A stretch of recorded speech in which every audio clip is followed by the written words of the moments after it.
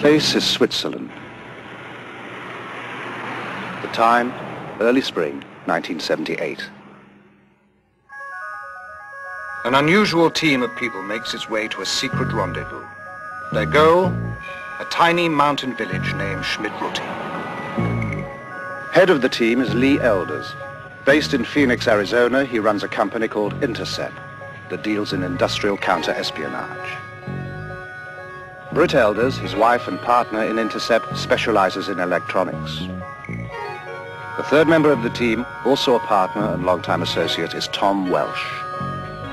They were brought here by Wendell Stevens, retired Air Force colonel and for over 20 years one of the world's leading UFO investigators. Their mission? To check out one of the most remarkable UFO cases ever reported. One that has been called alternately too good to be true, the hoax of the century, or the start of a new age for humankind. Steve, how long has this case been going on? Since 1975. How many sightings or experiences has this man had? Well, he's had over 30 that I've heard of so far. What makes the case so special in your mind? Why bring us all the way up here from Arizona? Man, up to now we've been dealing with just the tip of the iceberg. There's a mountain of evidence here. There's other witnesses, there's lots of photographs, there's recorded sounds, there's landing tracks, a lot of things in this case. Bigger than any case I ever saw before. How far are we from Zurich? About 35 miles, 35 kilometers, I think.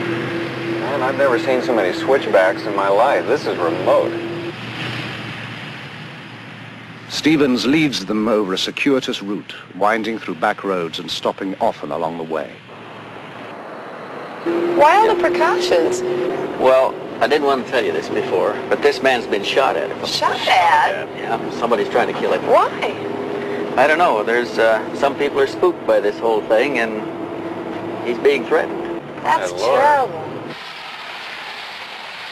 Thus begins what was to become a 5-year investigation. Before it is over, they will be embroiled in controversy and forced to use every resource at their command. Hi, Billy. Yeah, I brought my friend's been telling you about. This is Britt Elders. Hi. Good to meet you. Lee Elders. His name is Edward Meier. He is called Billy, an old nickname that sprang from his fondness for heroes of the American West. Buffalo Bill, Wild Bill, and Billy the Kid. He is a farmer. He claims he has been in contact with beings from another world. Thank you. He also claims to have proof of these contacts. Mr. Meier, when did the experiences begin? The contact begins on January 28, 1975 in Hinwil.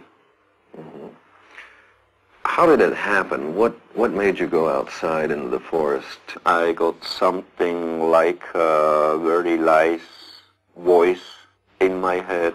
I heard something to leave the house, to go out and to take a photo camera with me. So I left my house, and then when I was far upside from the village, I heard a singing noise in the sky, and when I was looking up there, I have seen a disc. This disc was flying over the clouds, and then it came to the point where I was staying with my motorcycle.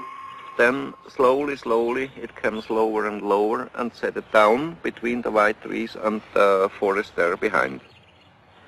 Meier later photographs the impressions left by the disc's tripod landing gear. The grass has been pressed and swirled in a counterclockwise direction. Even a year later, the grass has not sprung back, but Meier notes that the impressions swarm with insect life. Then I have seen a person who came out of the disc. Person came out? Yeah. And when the person came out of the left side of the trees there, I have seen that it is a woman. Mr. Meier, what did they look like? She looks like a human from this earth. Like you, like I, like human beings from this earth. You call us extraterrestrials, and you attribute to us superhuman powers. But we are like you. We too are still far removed from perfection and must evolve constantly, just like yourselves. After the first words, we turned and was going to this tree here. You walked over here? Yeah. How tall was she, Billy? It's about 1 meter and 70 centimeter. About like that? Show a little bit. About like my size. Ah. Yeah. And then she sits chest here and I here. Sit down. Ah. Then you sat here and talked to her? Yeah. Then we was talking here for about 1 hour or 1 hour and a quarter, something like that. Did she give you a name? What did you call her? Yeah, she told me her name is Semyase. Semyase. Yeah. Billy, what kind of feeling did you have sitting here under this tree with a woman who just landed in a spacecraft?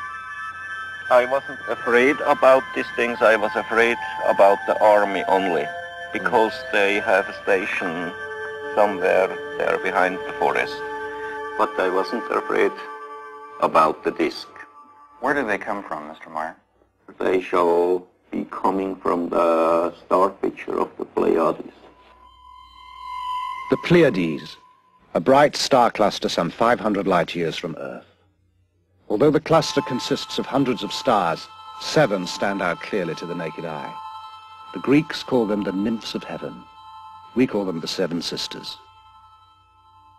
What was going through your mind? What did you want to talk about? You see, my head was full of questions, but the most of the time she was telling me, and I hadn't many chances to ask her something. Several times we have tried to establish contact with Earth humans, but usually those selected were not willing. They were afraid others would consider them liars, or mad, or would try to destroy them. You see, the first she told me I shall get the most best pictures of UFOs, what's ever happened on Earth. And the second thing, I shall go out to tell the truth to the human on Earth, why they are coming to here, what reason they have, that they are coming to Earth not to harm us, not to make war, not to bring peace, just to bring a teaching. Why are they interested in us, a society thousands of years behind them in technological development? According to Meier, we share common ancestors.